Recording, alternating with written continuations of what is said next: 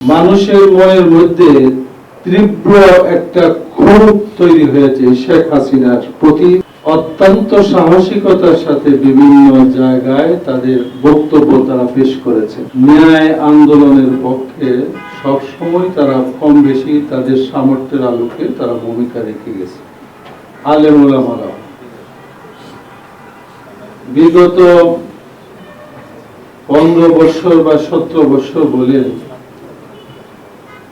এই ধরনের একটা আন্দোলন হওয়ার, শেখ হাসিনার প্রতি তার জুলুম নির্যাতনের চিত্র তুলে ধরে ধরে আমাদের আলেম সমাজ তারা অত্যন্ত সাহসিকতার সাথে বিভিন্ন জায়গায় তাদের বক্তব্য তারা পেশ করেছে।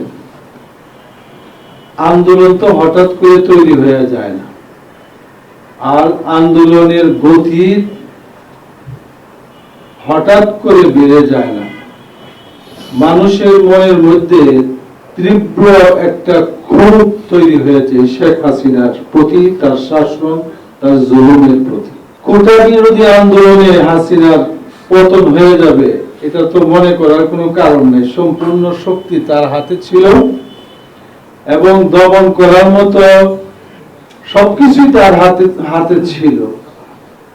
কিন্তু আসলে একটা কথা, এটা আমরা বিশ্বাস করি, ধারণ করি সবসময়, যে মানুষ যখন অন্যায়, অবিচার, অত্যাচার, নির্যাতন, মজলুমের আহাজারি সবকিছু যখন একত্রিত হয়, তখন আল্লাহ পাকের পক্ষ থেকে তার পতনের একটা ছোট্ট একটা অজুহাত তৈরি হয়ে আসে, যে অজুহাতের মধ্যে একটা পতন হয়। আমরা মনে করি যে সেই অজুহাত, যে অনেকেই বলেছেন যে এই আন্দোলন তো অনেক আগের থেকে ধীরে ধীরে শেখ হাসিনার প্রতি মানুষের একটা অবজ্ঞা, অনাস্থা, যে মঞ্জুর ভাই যে বললেন যে কয়েকটা নির্বাচন সে করলো, এই নির্বাচনের জনগণের কোনো অংশগ্রহণ ছিল না, জনগণের ক্ষোভ ছিল যে আমরা আমাদের